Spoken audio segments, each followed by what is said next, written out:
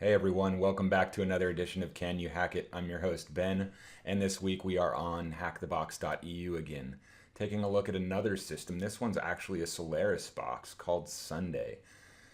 And so as you can see, it's about a medium level of difficulty. It's been on here a while now. I actually did this one, I think, the day that it came out. I think this is a great box for demonstrating that a lot of people for some reason like to overcomplicate things. I got a ton of questions about how to get privilege escalation on this, and if all you were doing was going after the flag, which is what most people were doing, it's actually fairly simple if you just read the man page for a specific tool that we will end up using. You'll see once we get there. For now, let's just go ahead and get started. So the IP address of the box is 10.10.10.76. So if we pop open Nmap and T5 and SC and SV to enumerate scripts and versions. T5 makes it aggressive. V gives us verbose output while it's running, and then OA outputs all formats, and we'll write those into Nmap quick. And then we can do the IP address of the machine, which is 10.10.10.76.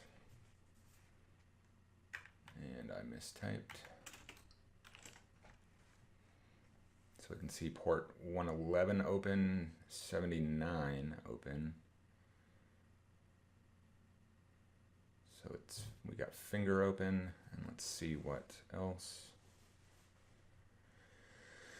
So we have finger on 79 and an RPC port on 111.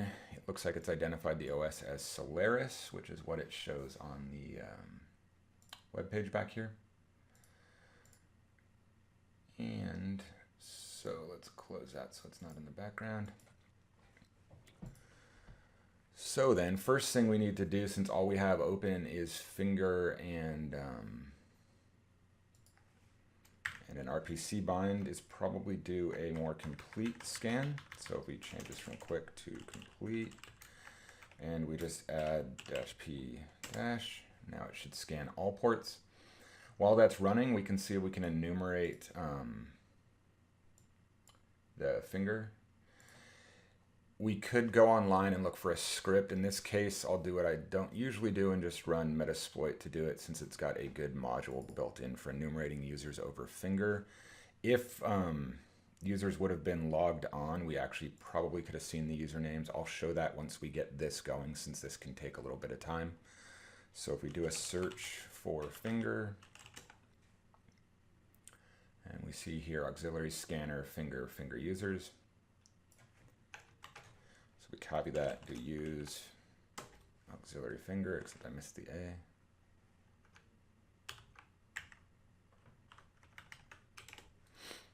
Show options, set our R host, set our threads to something higher, let's do 100. And then our users file, we could use this default one. I usually use, there's one in, I think it's seclist. So if we open a new tab up real quick, do ls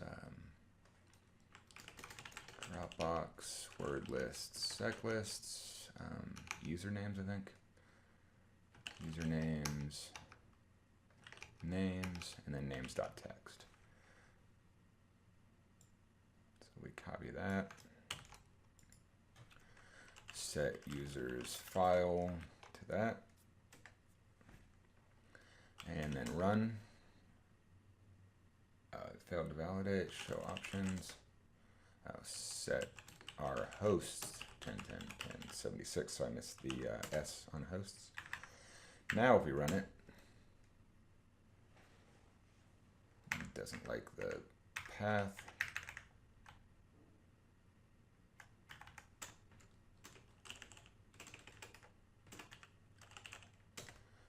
Should like that better.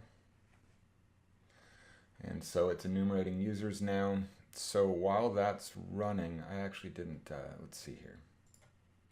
We can pop open to another VM over here that's on a different account on Hack the Box. This one's on a public account instead of a VIP one, so likely the server's a lot more busy. Just run it again. We should pick up that finger port fairly quickly.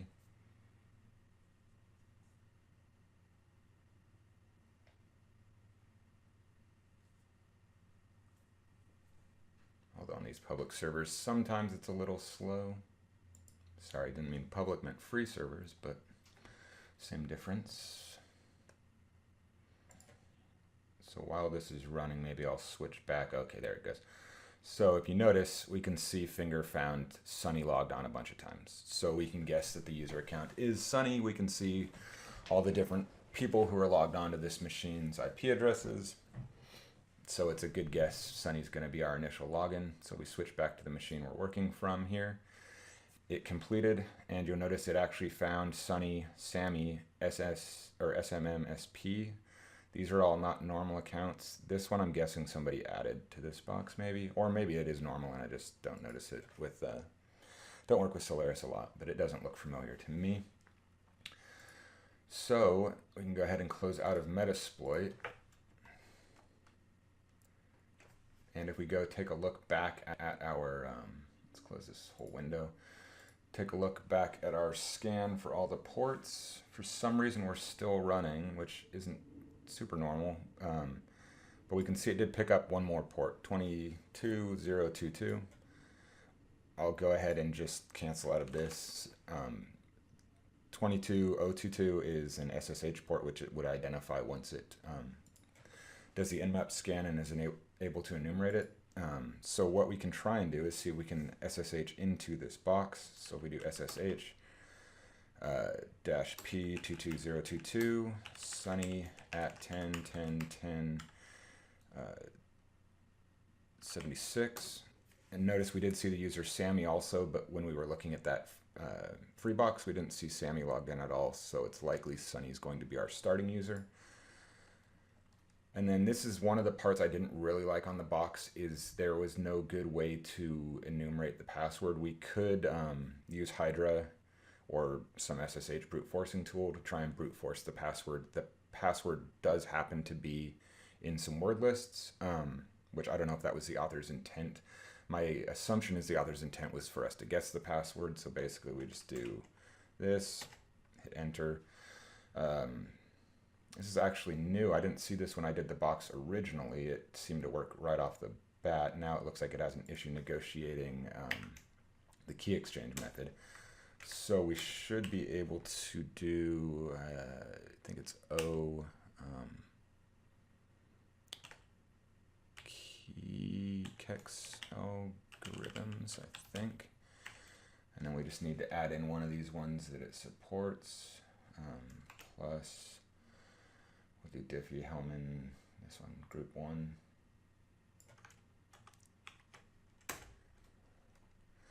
And then it asks for a password. We can try Sunny.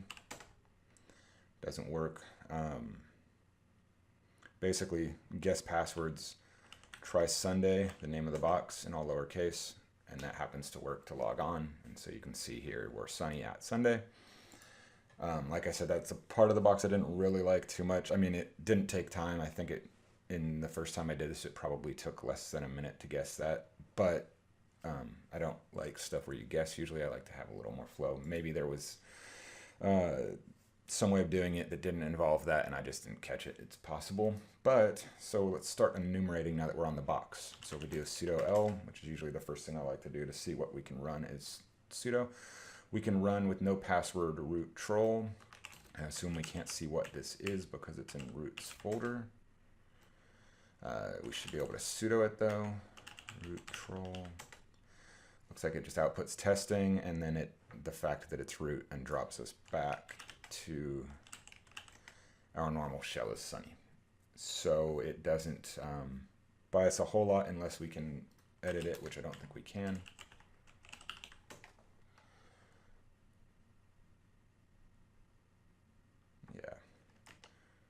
So if we were to try and right quit this, we can't because we don't have access to right there.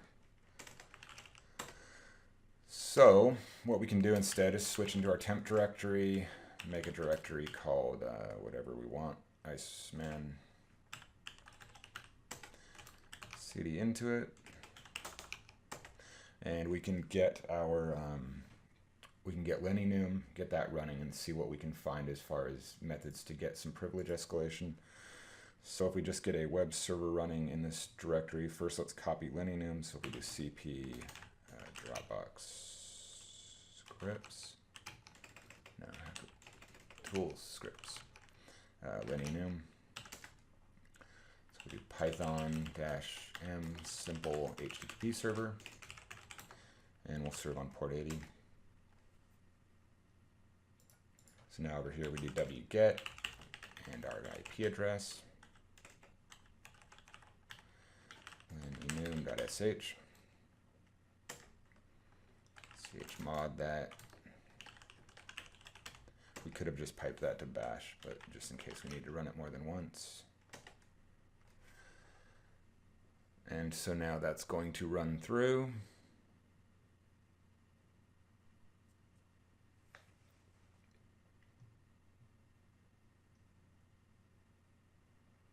And so at least initially, let's see if we see anything interesting.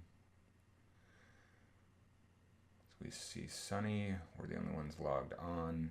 We see Sunny and Sammy here, which are the two users that we enumerated. So it looks like root. So it looks like Sammy's probably not an admin, but he may be some account that we've got to use in the middle. We see our sudo entry there. See our environmental variables.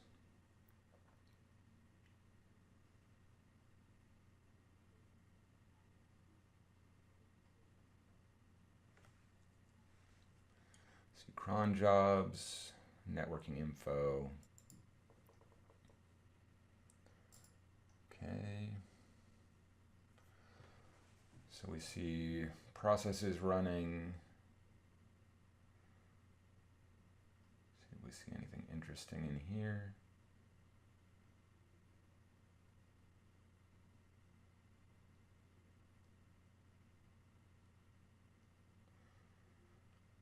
At least right away, I don't see anything super interesting. Again, it's possible I'm missing something.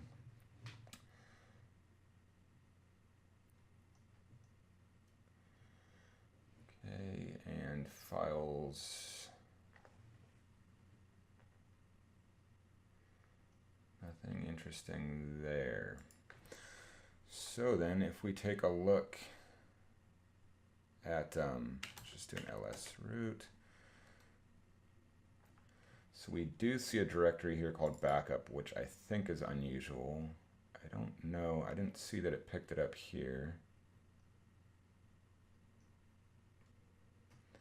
So if we take a look in there, cd backup,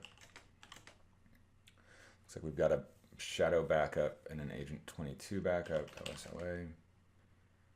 Agent 22 backup, it looks like we can read, but we can't, or sorry, we can execute, but we can't read it. And shadow backup we can read, so we cat shadow backup. It looks like a backup of the shadow file, so that could be helpful. We just copy this.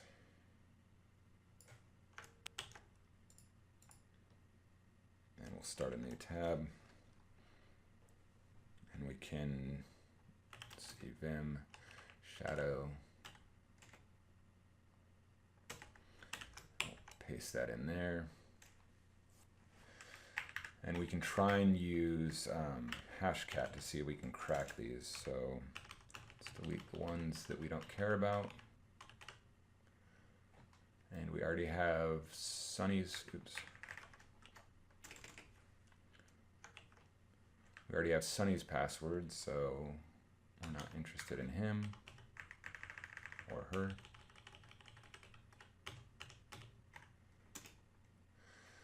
And then to crack it in hashcat, I think all we need is the hash portion, so we can remove the last login time and all the extra colons.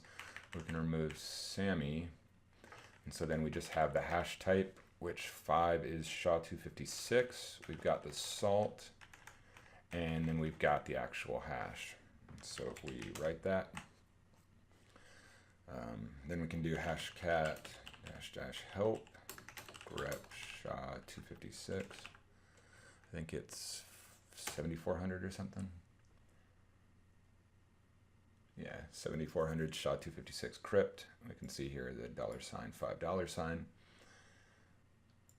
So if we do hashcat-a0 to make it a straight attack, M7400, and then we just need the name of our hash file, which is shadow, and the name of a word list to use. And so we can just try using the standard user share word list, the rocky.txt.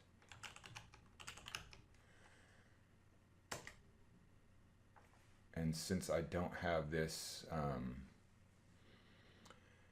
graphics card in this system, since it's a VM, I actually already ran this ahead of time, which is why you see that it exited out immediately and said that the hash is already found in the profile, so just run --show to show them. So you can see here that it cracked it, and the hash, or the password, is cool dude with an exclamation point. So if we SSH as Sammy, so P22022, Sammy at 10.10.10.76, and then we've got to do the OKEX algorithms equals plus, and I think it was Diffie Hellman group 1, SHA-1, cool dude. And so now we've been able to get in as Sammy. So if we take a look in Sammy's directory here, actually, you know what? I don't know that we looked. It's Sunday in his root for the user text. I don't see it in here unless it's on desktop. It's been a while since I've done this box. Okay, so it isn't on here, which means it likely is on Sammy's. So if we cd to desktop, we can see user.txt there. So if we cat user.txt,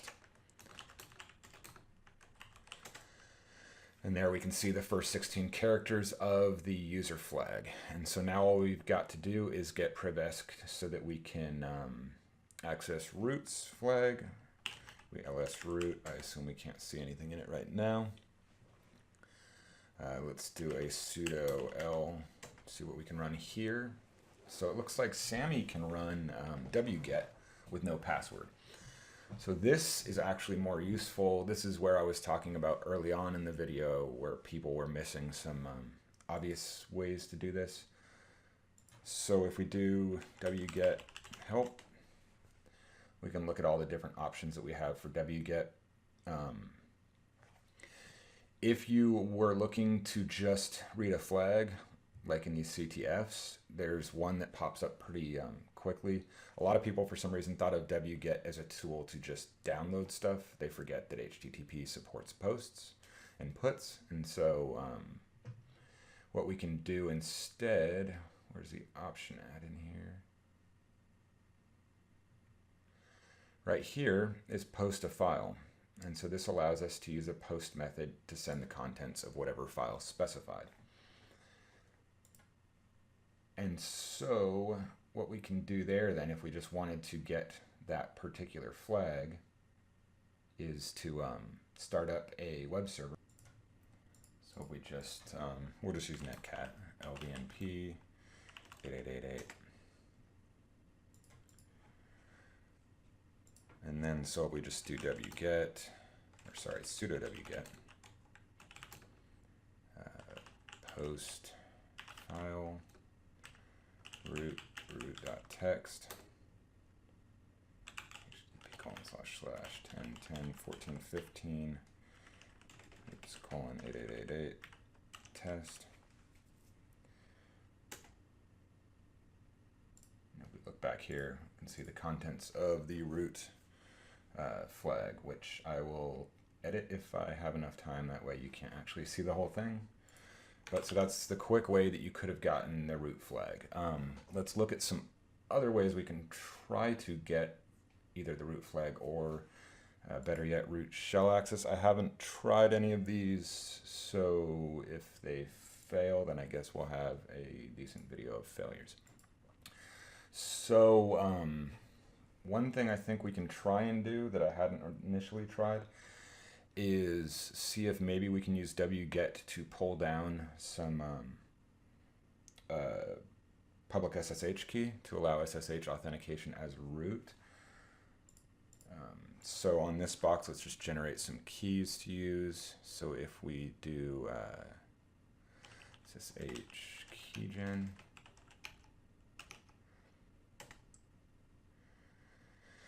and we'll call them, let's see, we'll call them Sunday RSA. And we'll give it Iceman for the passphrase.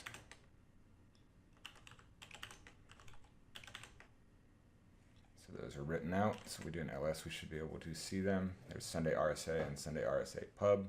The public key is the one that we need, which should be being served by our web server still, which is running back here. So we've got our Sunny shell, our Sammy shell, and then let's see if we can get this Sunday RSA.pub served. I'm going to rename it MV Sunday RSA.pub. We'll rename it to authorized keys, since that would be the contents of the authorized keys file. Cat authorized keys. We can see the public key here. Now we can do a quick check and c-lvnp 8888. Try and post the existing authorized keys to see if there's already some. So if we do the wget post that we had, so this time we'll do root.txt and then authorized keys. Looks like it is not a directory, so it doesn't already exist. So what we can try and do is see if we can create that directory. So if we look up here higher under directories, capital P is a directory prefix. Save files to prefix. So we can try that. It looks like -x forces directories, forces the creation of them. So if we try a sudo wget let's do -d, which is a debugging flag, so we can see a little more info. 10, 14, 15, authorized keys. -o is our output file. Or sorry, -x -p root.ssh. And then O, and we'll name it authorized keys. So it looks like it did save it. If we scroll up a little higher, let's see. So it's got our directory prefix or document.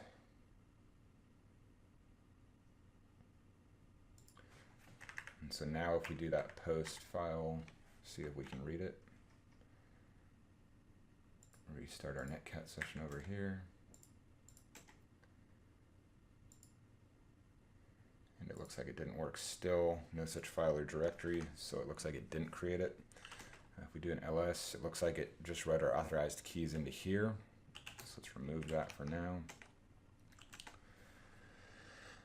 And actually, let's switch into a temporary directory again, just so that we're not creating files in Sammy's home. Thought I had a hidden one here. I do.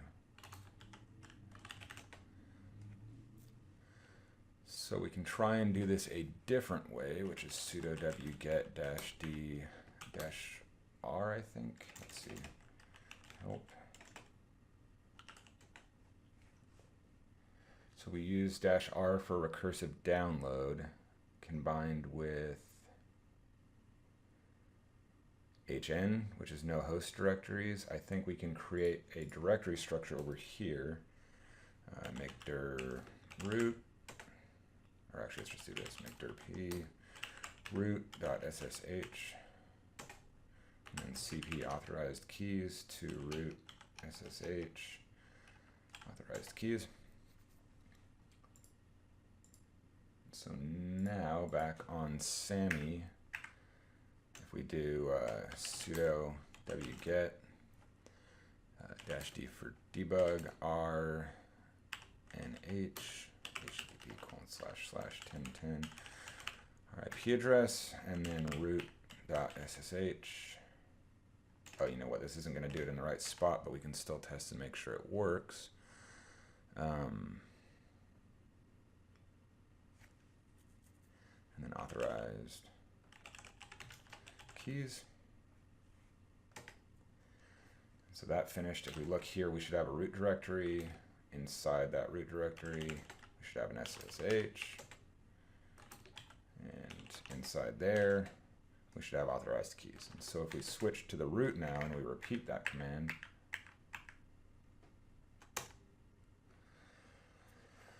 so that looks like it should have worked. We can try our wget post again to check and see.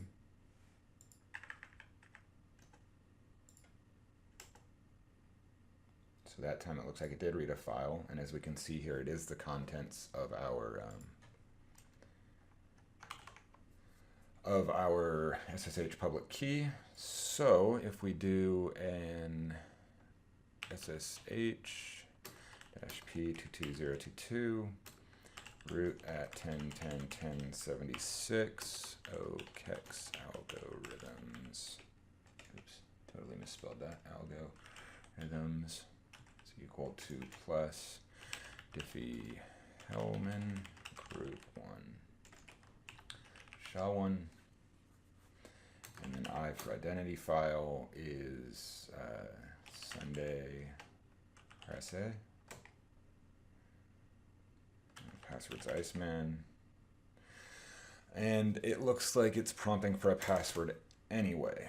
So it's possible our permissions are wrong on that file, or it's probably more likely that, let's see if we can access Etsy password, or not Etsy password, Etsy cat, Etsy SSH comp. We can. So if we look in here, yeah, permit root login is no. It's possible they also have disabled key-based authentication,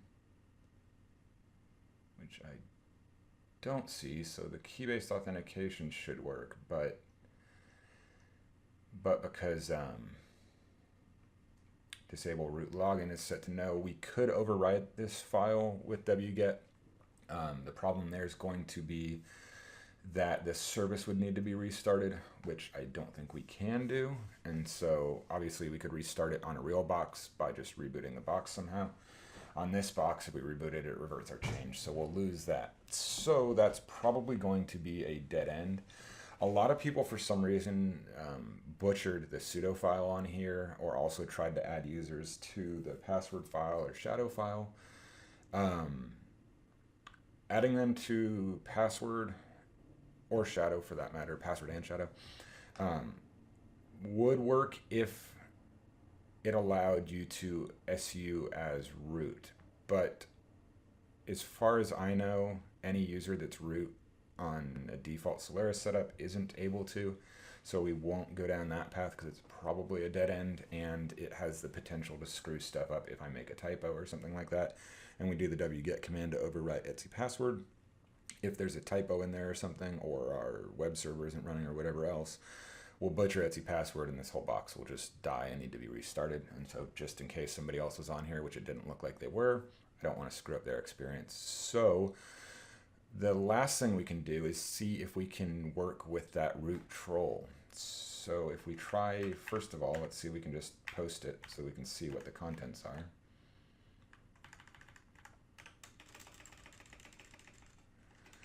So root troll, make sure that our netcat is, oops, our netcat's running. So it looks like it's just doing echo testing, and then it's doing an ID. And so it's got the shebang user bin bash. So what we can try and do here is vim troll bang user bin bash, and then we could just put bash.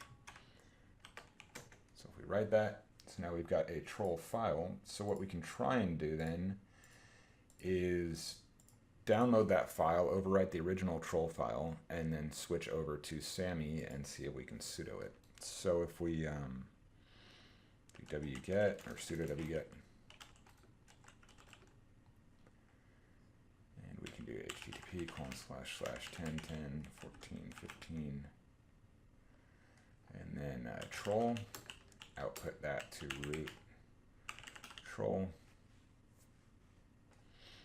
Throw a D in there so that we can debug it. So it looks like that worked fine.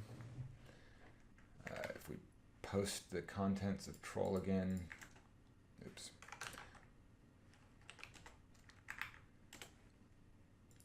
We can see if our changes took effect. They don't look like they did.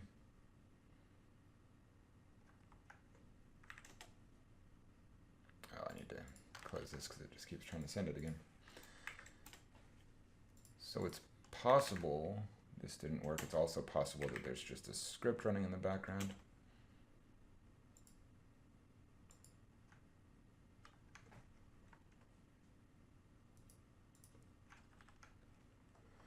So, oh, I didn't actually do the right command again.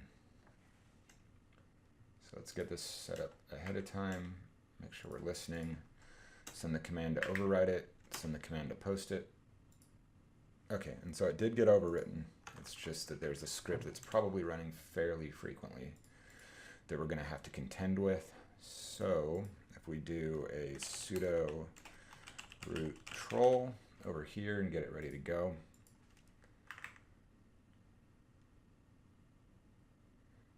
and then override it, execute it, and it looks like we're still sunny, so something failed there. It's possible it's simply our timing, or it's possible that we're not overwriting the file.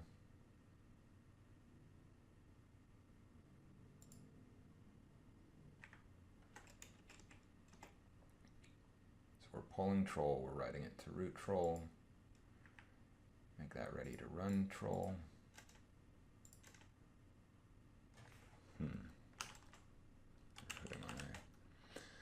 So that seems to be failing. Let's try and write it a different way then.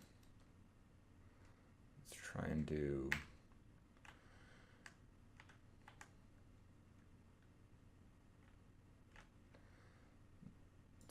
it like we did the authorized key. So we make a directory, or we have already got root there, so we just copy troll to root.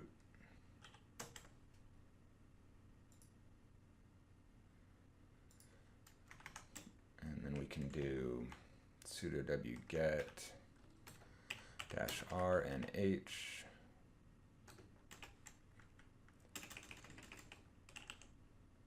root troll. And so that should be sufficient.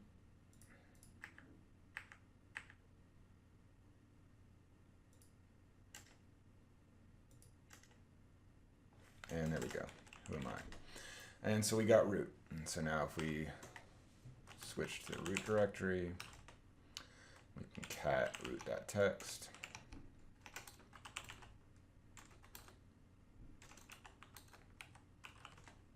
So we're able to get the root flag that way. We can see cat and troll and troll original there.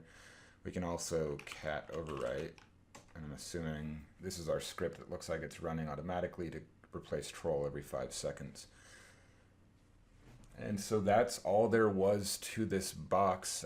There may have been some other ways to get in. I'm hoping there was a better way to enumerate the password than to just guess, but maybe that's all it was.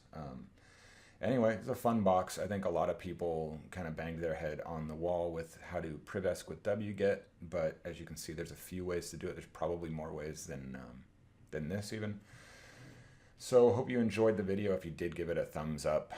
Subscribe to the channel. Follow me on Twitter, hit me up on Hack the Box, and I will see you next week.